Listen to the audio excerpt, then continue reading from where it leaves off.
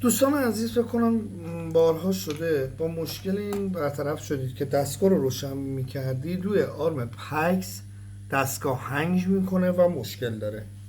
از دو قسمت میتونه باشه. یک، روی 910 یک کریستالی پایین سی پی یو هست.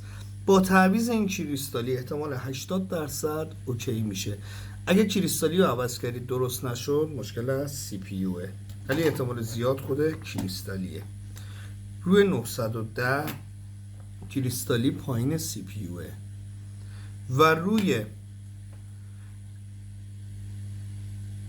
S90 هم کریستالی سمت چپ سی پی یو.